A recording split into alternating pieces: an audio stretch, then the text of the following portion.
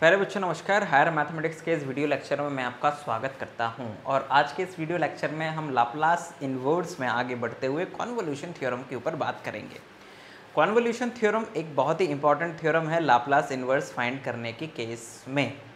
जो questions partial fraction से आपको बड़े बड़े लग सकते हैं वो क्वेश्चंस इस कॉन्वोल्यूशन थ्योरम से आसानी से किए जा सकते हैं। पेपर में आपको कोई लाप्लास इनवर्स का क्वेश्चन बाय नेम पूछा जा सकता है जिसमें कहा जाएगा कि इस लाप्लास इनवर्स को कॉन्वोल्यूशन थ्योरम की मदद से करना है, तब आप ना तो वहाँ पे कोई लाप्लास इनवर्स की प्रॉपर्टी लगाएंगे और ना ही पार्शियल फ्रैक्शन लगाएंगे। आपको कॉन्वोल्यूशन थ्योरम ही उस क्वेश्चन के ऊपर अप्लाई करना पड़ेगा। और जो बीएससी के स्टूडेंट हैं, ठीक, उन स्टूडेंट्स को कभी कभी ये convolution theorem state and proof के फॉर्म में भी आ सकती है, इसलिए इसका स्टेटमेंट भी इंपॉर्टेंट है आपके लिए और इसका प्रूफ भी इंपॉर्टेंट है आपके लिए। तो पहले हम इस थ्योरम के स्टेटमेंट को समझेंगे, फिर इसको प्रूफ करेंगे और फिर इसके ऊपर बेस्ड न्यूमेरिकल क्वेश्चंस करेंगे। तो पहले थ्योरम के स्टेटमेंट को समझते हैं कि what the statement of the theorem. Convolution theorem, Hindi में इसको संवलन प्रमेय भी कहते हैं, और ये प्रमेय हमसे कहती है कि एक फंक्शन है एफ बार एस जिसका लाप्लास इनवर्स बराबर है एफ टी, यानी कि एक फंक्शन एफ बार एस जिसका लाप्लास इनवर्स हम जानते हैं। अब वो जो भी फंक्शन हो, आपको एफ बार एस ऐसे सेलेक्ट करना है कि उसका इनवर्स आप निकालना जानते हो। और इसी तरह से एक जी बार एस है, उसका लाप्लास इनवर्स भी आप जानते हैं, जी टी। तो एफ बार एस और जी बार एस का जो लाप्लास इनवर्स है, this is equals to 0 to T F U G T minus U D U, यानी कि इन दोनों के मल्टीप्लाई का लाप्लास इनवर्स बराबर 0 टू टी एफ यू कहाँ से आएगा, इस एफ टी में टी की जगह यू लिखने पर, और जी टी माइनस यू कहाँ से आएगा, वो इस जी टी में जी टी की जगह पर टी माइनस यू लिखने पर इंटीग्रेशन करना है यू के रिस्पेक्ट में, और लिमिट आएगी 0 टू टी। आप इस लाप्लास इनवर्स को इस तरह से भी लिख सकते हैं, 0 to T G U F T minus U D U. दोनों ही केस में इंटीग्रेशन जो है वो बराबर आएंगे। तो आप किसे f मानेंगे किसे g मानेंगे उसके अकॉर्डिंग आप यहां पर फॉर्मूला चेंज कर सकते हैं, ठीक है ना। हालांकि आपके पास चॉइस रहेगी कि आपको किसे f बार s मानना है किसे g बार s मानना है, तो उसके अकॉर्डिंग आप यहां पे फॉर्मूला लिख दीजिएगा, ठीक है। सब कुछ आपके हाथ में रहेगा, किसे f मानना है किसे g मानना है और इन दोनों स्टेटमेंट्स में से कौन सा स्टेटमेंट यूज करना है। फिलहाल हम इसको प्रूफ करेंगे, ठीक है। जो इजी फंक्शन होगा जिसमें t माइनस यू लिखने से कॉम्प्लिकेशंस ना बनेंगे उसको हम हमेशा g मानेंगे, ठीक है। नाउ अब इसका प्रूफ करते हैं। तो इसे हम लोग प्रूफ करने के लिए क्या करेंगे, प्रूफ, ठीक। हमें प्रूफ तो करना है ये, लेकिन हम इसका थोड़ा सा अपोजिट करेंगे। आपको पता है कि लाप्लास इनवर्स का कोई बेसिक मेथड नहीं होता है, यानी कोई प्रोसीजर नहीं होता है, कोई फॉर्मूला नहीं होता है। आपको लाप्लास ट्रांसफॉर्म के लिए फॉर्मूला होता है। तो हम लाप्लास इनवर्स ऑफ ये इज इक्वल्स टू ये ना निकालते हुए इस एल को इधर शिफ्ट कर देते हैं और इस पूरे इंटीग्रल का लाप्लास ट्रांसफॉर्म बराबर F bar S G bar S लेकर आते हैं, ठीक है ना। तो हम यहाँ पे लिखेंगे कि we will conclude our proof by showing that, क्या शो करेंगे, हम शो करेंगे कि f बार s इंटू जी बार s बराबर Laplace transform of 0 to t F U G T minus U D U, है ना। मतलब इसका लाप्लास ट्रांसफॉर्म बराबर इतना। सो बाय डेफिनेशन हम लोग शुरू करते हैं अपना काम, by definition. So by definition Laplace transform of 0 to T F U G T minus U D U is equals to क्या आएगा भाई। अब लाप्लास ट्रांसफॉर्म की जो डेफिनेशन होती है उसमें ये पूरा का पूरा एक तरह से फंक्शन का काम कर रहा है। तो वो जो बेसिक डेफिनेशन है वो याद करो क्या होती है।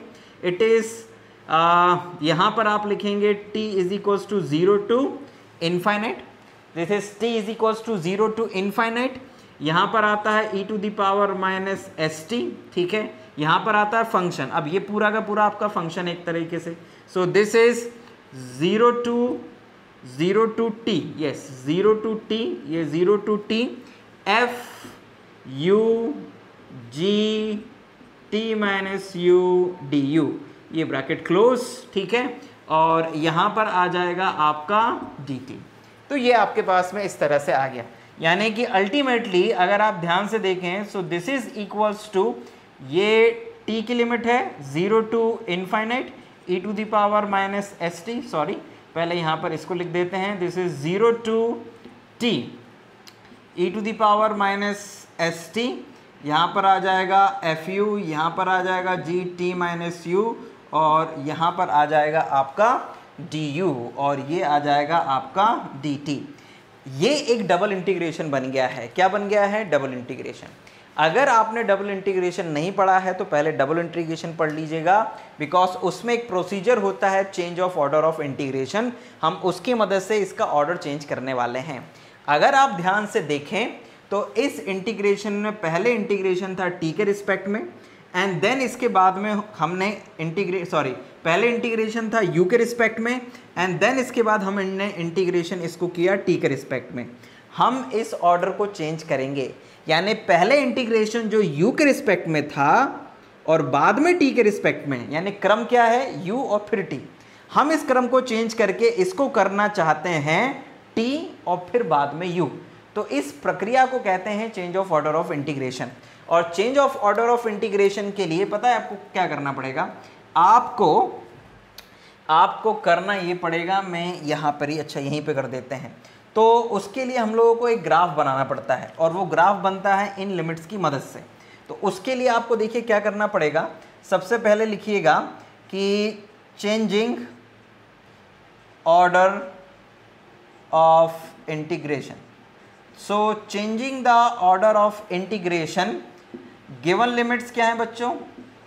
गिवन लिमिट्स जो अभी लिमिट्स आपको दी हुई हैं वो हैं t is equals to, t is 0 to t is infinite, और u is equals to 0 to u is equals to t। हम इसका एक ग्राफ बनाते हैं। पहले ये आप ग्राफ बनाइएगा छोटा सा यहाँ पर, ठीक है ना, ये ग्राफ, ठीक है। इसको मान लीजिए आप u एक्सिस, इसको मान लीजिए t एक्सिस। आप ज़रा ध्यान दीजिएगा कि किसकी लिमिट वेरिएबल के टर्म्स में है? u की लिमिट वेरिएबल के टर्म्स में है। तो इसका मतलब ये हुआ कि जो भी ये लिमिट है, जो कि एक डबल इंटीग्रेशन की लिमिट है, और डबल इंटीग्रेशन हमेशा एक पृष्ठ के ऊपर किया जाता है, यानी उसकी जो लिमिट्स होती हैं वो एक सतह को जनरेट करती हैं। किसको? सतह को, पृष्ठ को जनरेट करती हैं। और उस पृष्ठ में अगर किसी एक वेरिएबल की लिमिट दूसरे वेरिएबल के टर्म्स में होती है तो उन लिमिट्स को उस सतह पर दिखाने के लिए जो स्ट्रिप खींची जाती है वो स्ट्रिप उस अक्ष के समानांतर होती है जिसकी लिमिट्स वेरिएबल के टर्म्स में। क्योंकि u की लिमिट्स वेरिएबल के टर्म्स में है, इसलिए जो स्ट्रिप रहेगी वो u एक्सिस के पैरेलल रहेगी। किसके पैरेलल रहेगी?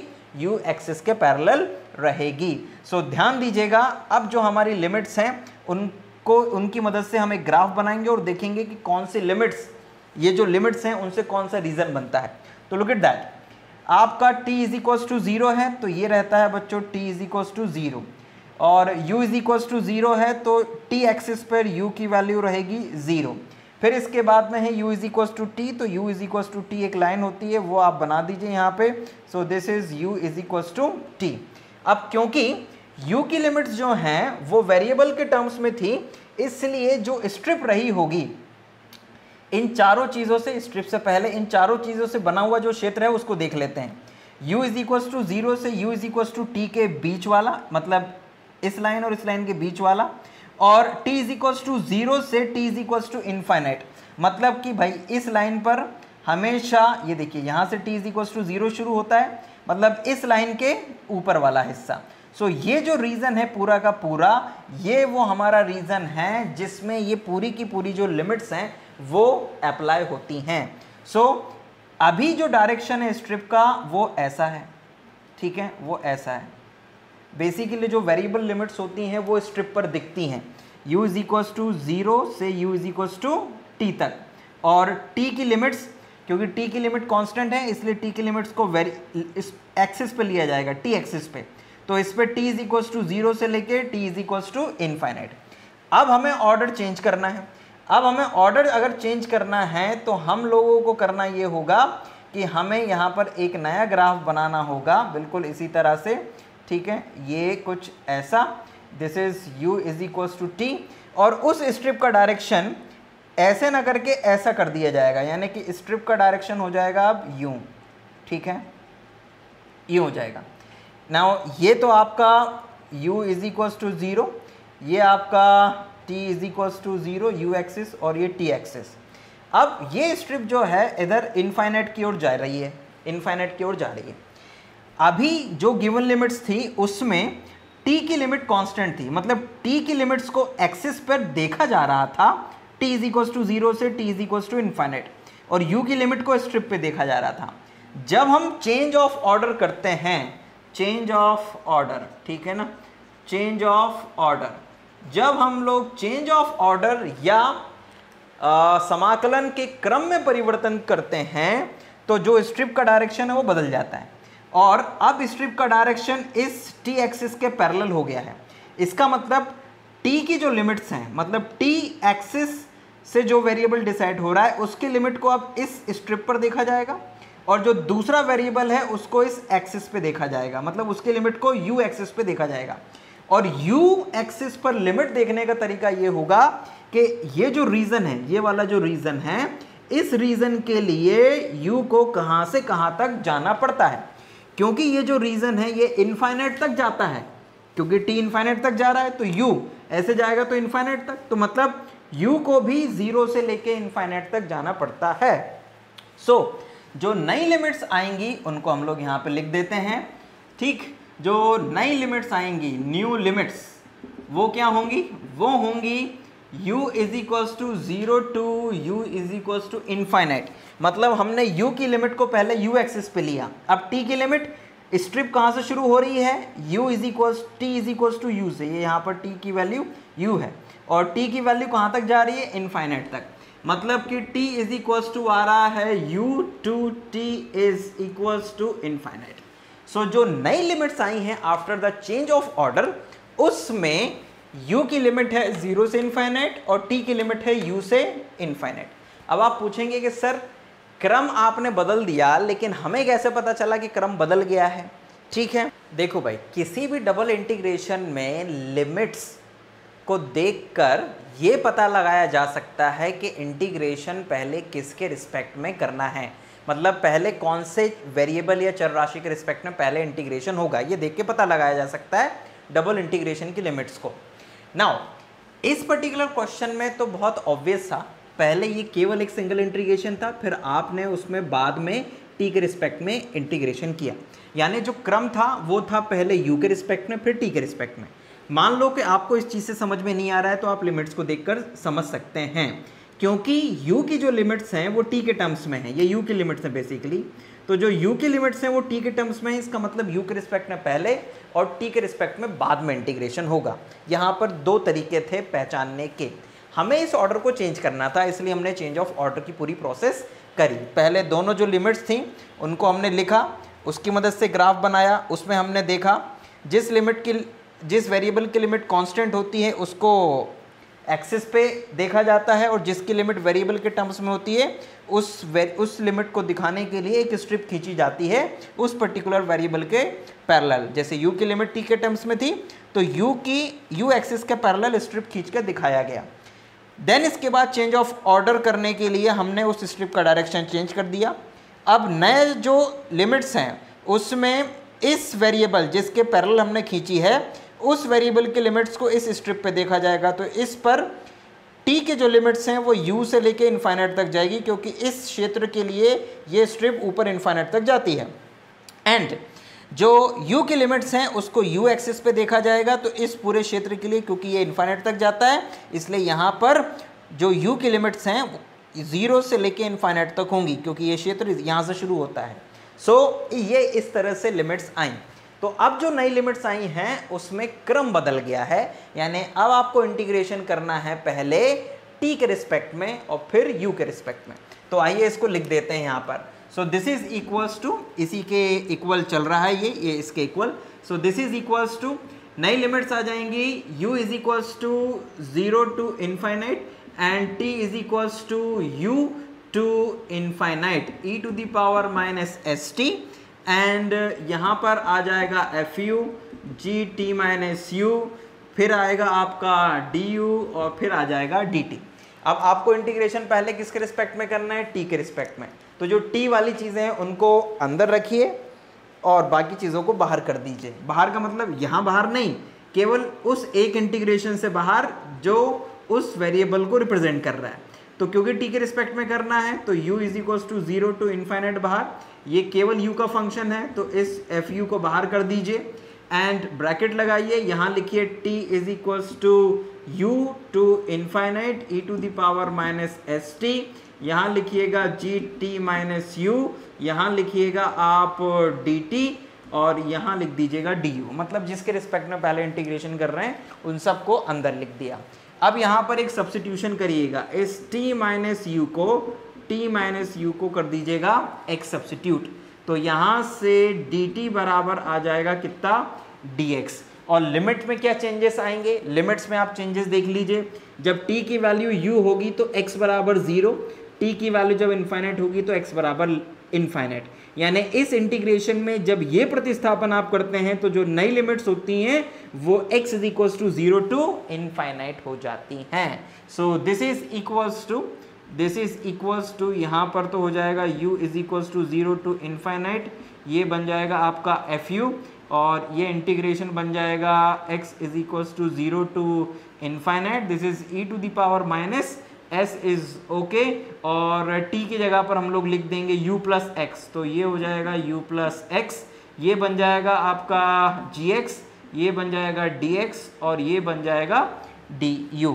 अब आप इसको कुछ इस तरह से लिख सकते हैं, this is equals to u is equals to 0 to infinite, यहाँ पर इंटीग्रेशन किसके रिस्पेक्ट में है, x, तो इसमें e की पावर माइनस एस यू का यहाँ पर कोई काम नहीं है क्योंकि इसमें x नहीं है, तो e to the power minus S U को बाहर कर दीजिए, तो ये e to the power minus S U, इस एफ यू को साथ में लिख दीजिए, इस डी यू को साथ में लिख दीजिए, क्योंकि आप ऐसा कर सकते हैं क्योंकि ये तो पूरा का पूरा एक इंटीग्रेशन है जो x के रिस्पेक्ट में इंटीग्रेट होगा, तो बाकी u वाली चीज़ों को अलग कर दीजिए।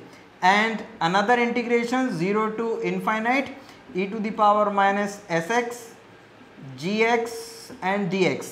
अब आप इसको देखिए ध्यान से और इसको देखिए ध्यान से और लाप्लास ट्रांसफॉर्म की बेसिक डेफिनेशन को याद करिए।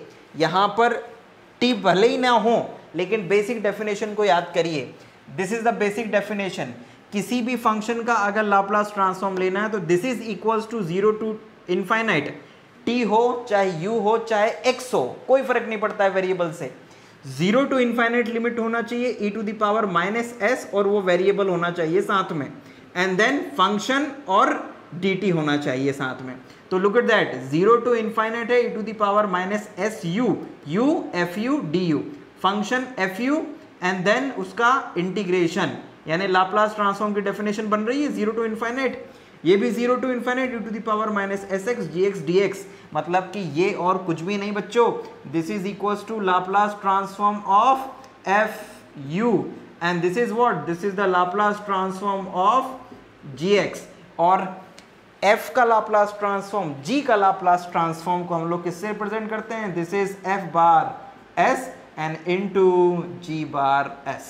तो ये आपका क्या आ गया, प्रूफ कंप्लीट हो गया, यानी कि आपने Laplace transform of this one is equals to F bar S into ji bar S proof कर दिया। तो इस तरह से ये आपकी कॉन्वोल्यूशन थ्योरम कंप्लीट हो गई। ये बहुत इंपॉर्टेंट थ्योरम है बच्चों, ठीक है, तो इसका प्रूफ आप अपने दिमाग में रखिएगा। मैंने पूरी कोशिश करी कि आपको अच्छे से समझाऊं, फिर भी कोई डाउट या क्वेरी आती है तो कमेंट बॉक्स में या ईमेल करके आप पूछ सकते हैं। अब मैं इसके ऊपर कुछ न्यूमेरिकल क्वेश्चंस आपको बता देता हूं, ठीक। इन 3 क्वेश्चंस को देखिए बच्चों, ये आप कॉन्वोल्यूशन थ्योरम से करेंगे। लेकिन इन क्वेश्चंस को देख के आप ये कह सकते हैं कि सर ये तो आसानी से पार्शियल फ्रैक्शन से भी हो सकते थे, तो आप कर सकते हैं। मैंने कुछ खास कैटेगराइज करके क्वेश्चंस को लिया है। आपकी बुक में कॉन्वोल्यूशन थ्योरम के और भी क्वेश्चंस होंगे, आप उनको लगा लीजिएगा। मेन है कॉन्सेप्ट समझना कि करना कैसे है। तो देखिए ज़रा इस क्वेश्चन को, ये आप लोगों ने डिवाइड बाय एस प्रॉपर्टी से भी किया था, हम इसको करने वाले हैं कॉन्वोल्यूशन से। कॉन्वोल्यूशन से करने के लिए आपको इसमें दो फंक्शंस को आइडेंटिफाई करना पड़ेगा जिनके अलग अलग आप लाप्लास इन्वर्स निकाल सकें। तो बेस्ट ये होगा कि 1/s² + 4 और 1/s² आप ये दो अलग अलग फंक्शंस ले लें। तो देखिए ये क्वेश्चन कैसे बन जाएगा। इस क्वेश्चन के लिए आप लिखिएगा late f bar s is equals to 1/s² and g bar s is equals to 1/s² + 4। Functions आपको खुद अज्यूम करने पड़ेंगे, किसे f मानना है किसे g। आप उल्टा भी मान लेंगे तब भी कोई परेशानी नहीं है, कोई दिक्कत नहीं है, ठीक है ना। बिकॉज हम उसके अकॉर्डिंग क्या कर लेंगे, अपने कॉन्वोल्यूशन के फॉर्मूले में f और u को चेंज कर लेंगे।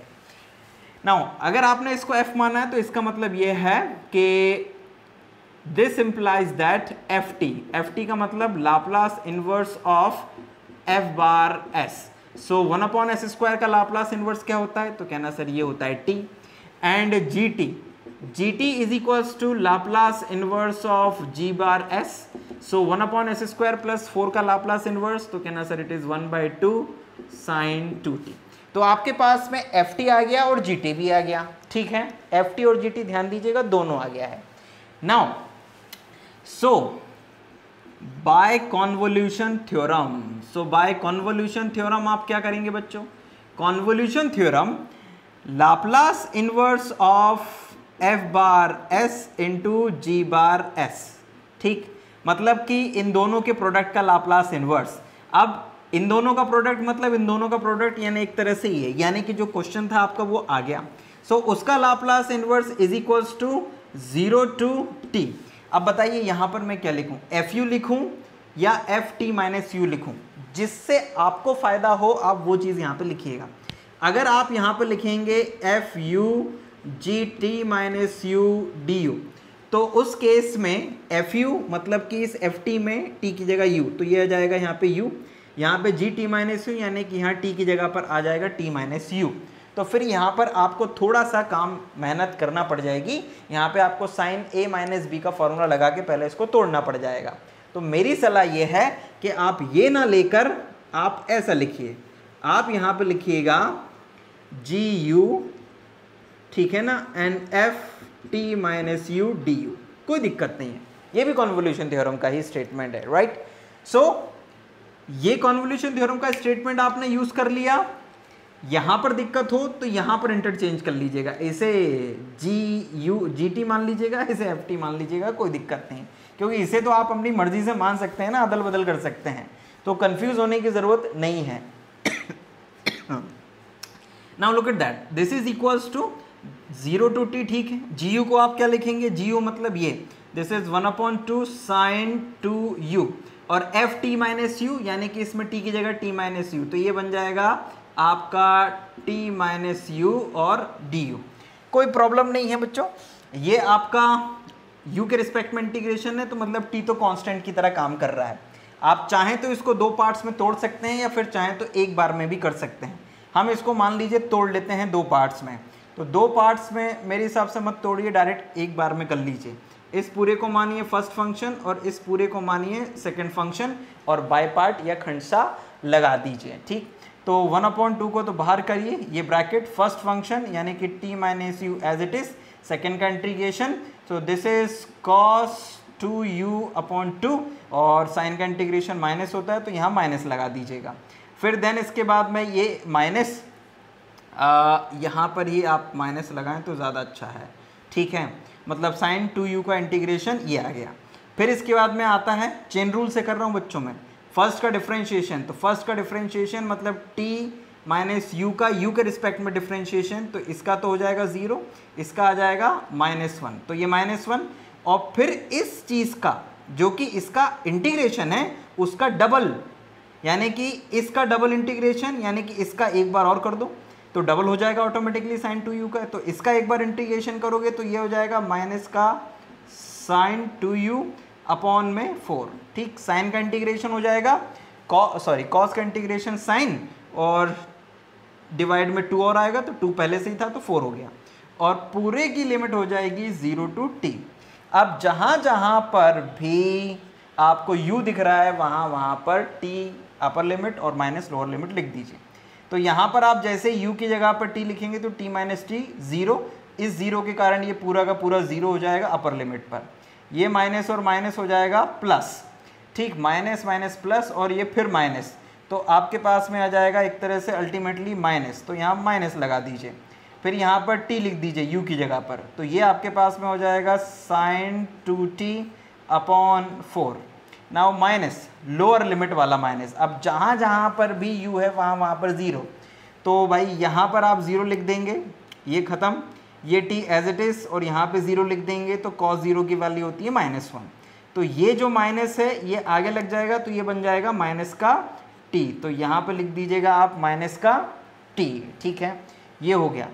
और साइन 0 की वैल्यू 0 ही होती है, इसलिए इसको आप 0 लिख सकते हैं, लोअर लिमिट पे ये 0 हो जाएगा।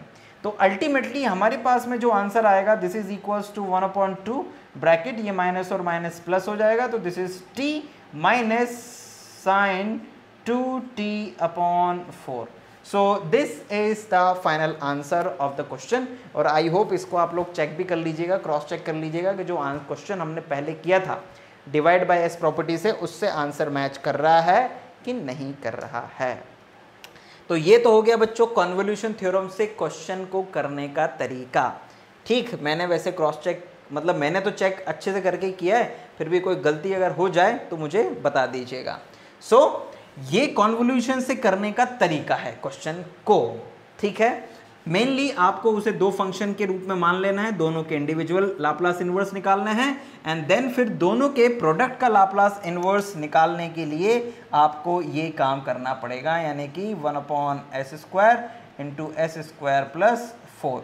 और क्रॉस चेक करने के लिए आप चाहें तो इस पूरे का लाप्लास क्या निकाल लीजिए, ट्रांसफॉर्म निकाल लीजिए, तो आपको ये मिल जाना चाहिए। चाहो तो चेक कर लो, t का लाप्लास ट्रांसफॉर्म होता है 1/s², साइन 2t का होता है दिस इज 2/s² प्लस 4, ये 4 यहाँ पर पहले से ही है तो ये इससे कट जाएगा, तो यहाँ पर 2 आ जाएगा, ठीक है ना। सो अब ये आ गया, ये 1/2 जो बाहर चल रहा था उस 1/2 को आप मल्टीप्लाई कर देंगे तो ये हो जाएगा आपके पास में finally this is equals to 1/2 का आप मल्टीप्लाई करेंगे, ठीक है ना। तो 1/2 का मल्टीप्लाई करने के बाद आपको मिल जाएगा दिस इज 1/2s² माइनस ये, तो यहाँ पर हो जाएगा आपका 1/4 एंड s² प्लस 4, ठीक। ये आगे आपके पास में कुछ गलती लग रही है मुझे, यहाँ पे कुछ मिस्टेक हुई है शायद हमसे। आइए ज़रा एक बार क्रॉस चेक कर लें। जब अपर लिमिट हमने लगाया था, अपर लिमिट पे ये 0 हो गया था और यहाँ पर हम लोगों को मिल गया था कितना, this is minus minus plus plus minus, ठीक है। तो ये साइन 2t अपॉन 4, ठीक है। लोअर लिमिट पे फिर हम लोगों को ये मिला था कितना, माइनस, ये तो हो जाएगा 0, cos 0 की वैल्यू होती है 1।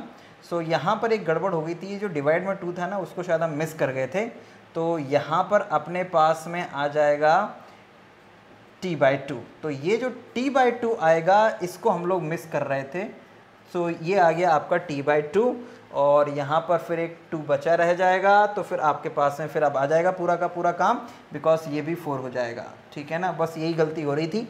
तो अब आप इसको आराम से एलसीएम लेके सॉल्व करेंगे तो वापस ये आ जाएगा। तो ये क्रॉस चेक भी हो गया इस क्वेश्चन के लिए। नाउ अब आते हैं क्वेश्चन नंबर 2 के ऊपर। क्वेश्चन नंबर 2 भी बिल्कुल ऐसा ही है, बिल्कुल आपको यही काम करना है। इसमें s/s² प्लस 1 s² प्लस 4 है, आपके हाथ में है, आपके ऊपर डिपेंड करता है कि आप क्या करना चाहते हैं। इस s को इस s² प्लस 1 के साथ लेना चाहते हैं या इसके साथ में लेना चाहते हैं, योर चॉइस है। मेरी सलाह रहेगी कि s को इसके साथ में ले लीजिएगा ताकि वो cos 2t का फॉर्मूला बन जाए, अन्यथा इसके साथ में लेंगे तो वो cos t बनेगा और यहाँ पर फिर sin 2t अपॉन 2 आएगा, तो वो 1/2 बाद में कहीं गलती ना करवा दे आपसे, इसलिए बच जाइएगा उससे।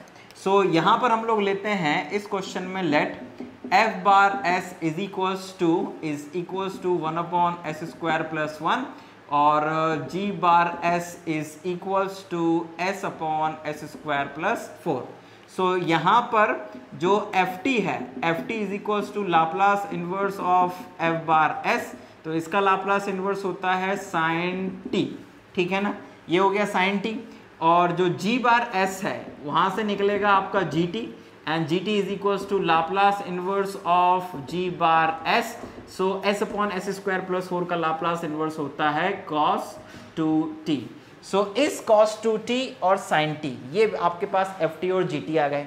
अब आप खुद सोच लीजिए कि किस में t माइनस यू लिखना है, किस में नहीं लिखना है। इसमें लिखेंगे तो ज़्यादा आसान है क्योंकि ये t माइनस यू बनेगा फिर सिंपली। सो लेते हैं, हम लेंगे ft minus you, gt minus gt, केवल सॉरी gu। आप चाहें तो यहाँ पर भी ले सकते हैं, कोई परेशानी नहीं है, एक बात ध्यान रखिएगा।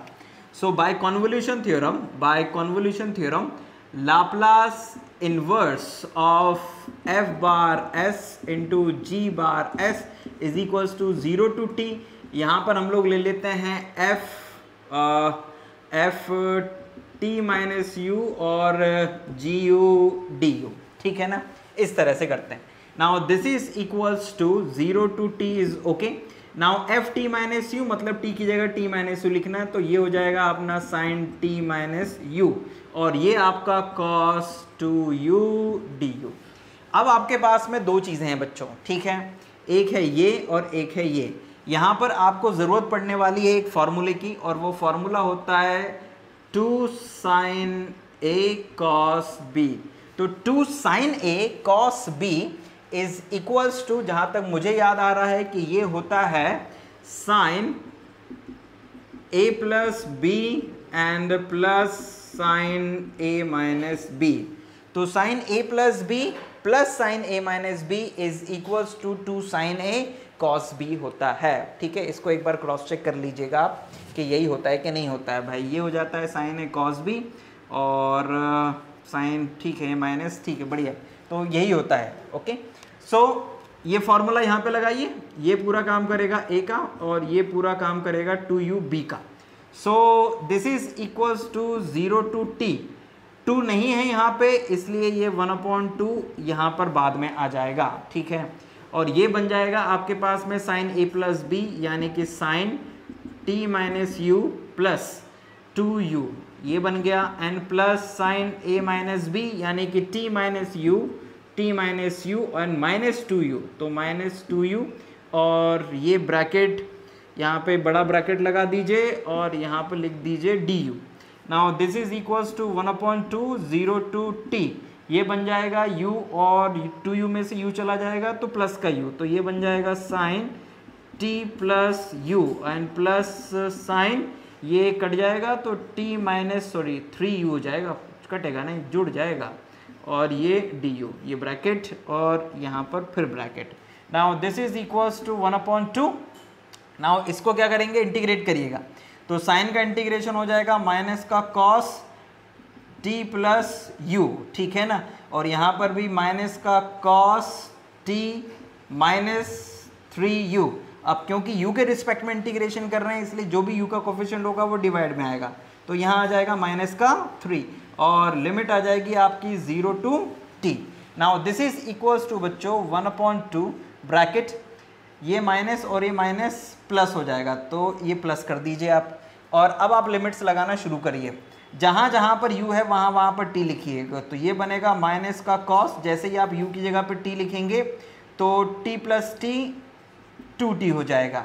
नाउ प्लस यहाँ पर आप u की जगह पर कितना लिखेंगे, u की जगह पर लिखेंगे t, तो ये हो जाएगा t माइनस 3t, तो t minus 3t minus 2t, तो cos माइनस 2t हो जाएगा cos 2t, क्योंकि cos माइनस थीटा बराबर होता है cos theta, divide by 3 minus, अब पूरे में लोअर लिमिट लगाइए, जहाँ जहाँ पर भी u है वहाँ वहाँ पर 0 लिखिए, तो ये ब्रैकेट माइनस का लोअर लिमिट और ये माइनस तो इस फंक्शन के साथ में तो रहेगा ही, t की u की जगह 0 लिखेंगे तो ये बन जाएगा माइनस का cos t, और फिर ये बन जाएगा प्लस, यहाँ पर u की जगह 0 लिखेंगे तो ख़त्म, तो ये बन जाएगा प्लस का cos t अपॉन 3, ये ब्रैकेट यहाँ पर क्लोज हो गया।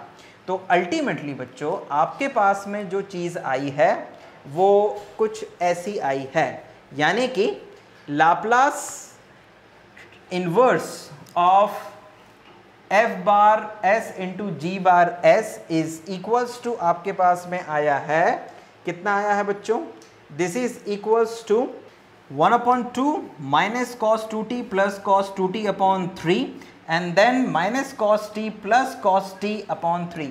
अब आप इसको सिंप्लीफाई कर दीजिए थोड़ा, so this is equals to 1/2 bracket, ये cos 2t है, ये cos 2t है, ये माइनस है, ये प्लस है, 3 का इधर मल्टीप्लाई करेंगे तो -3 में से एक चला जाएगा, तो this is -2 cos 2t upon 3।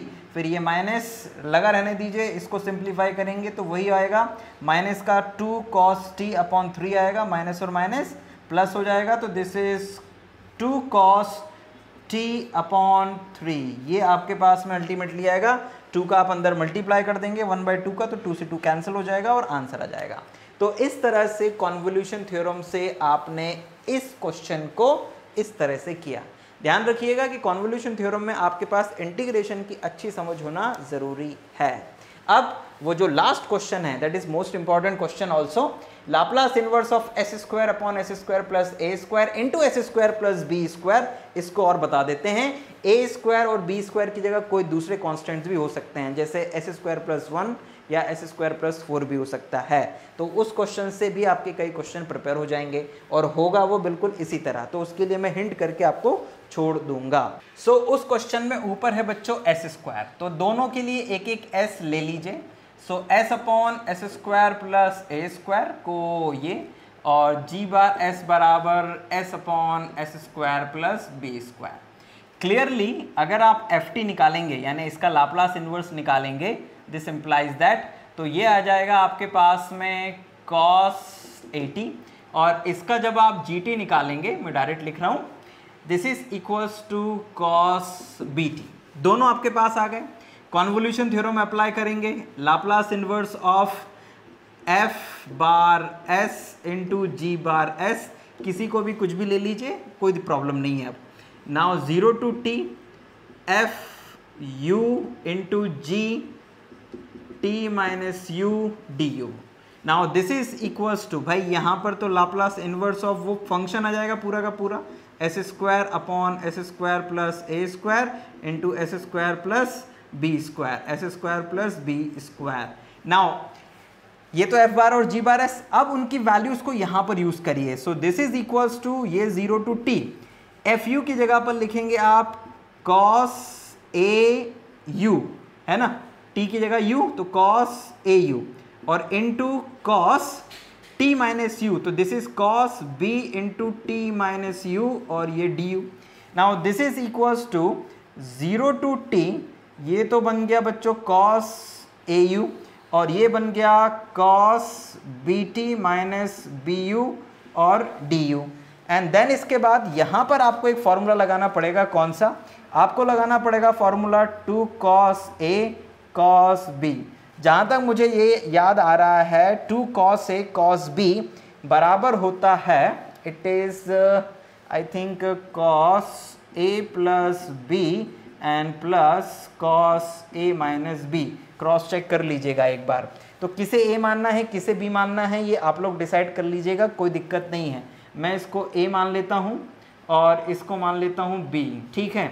Now आगे बढ़ते हैं, this is equals to 0 to t, क्योंकि यहाँ पर 2 नहीं है तो इसलिए 1/2 को बाहर कर दीजिए, ये बन जाएगा आपका cos a प्लस b, यानी कि cos A you plus B T minus B you, और यहाँ पर आपके पास में आ जाएगा plus cos a minus b, यानी कि A U minus B T and plus B you, और ब्रैकेट के बाहर डी यू।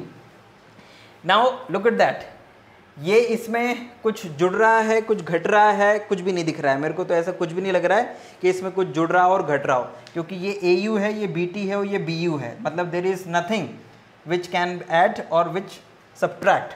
तो डायरेक्ट आप इंटीग्रेशन कर देंगे तो 1/2 कॉस का इंटीग्रेशन माइनस साइन, यहाँ पर आपके पास में आ जाएगा, सॉरी साइन यहाँ पर आएगा bracket a you plus B T minus B u. क्योंकि जो इंपॉर्टेंट चीज़ है वो मैं आपको यहाँ बता देता हूँ, क्योंकि इंटीग्रेशन u के रिस्पेक्ट में है, इसलिए डिनोमिनेटर में वो चीज़ आएगी जो u का कोफिशिएंट होगी।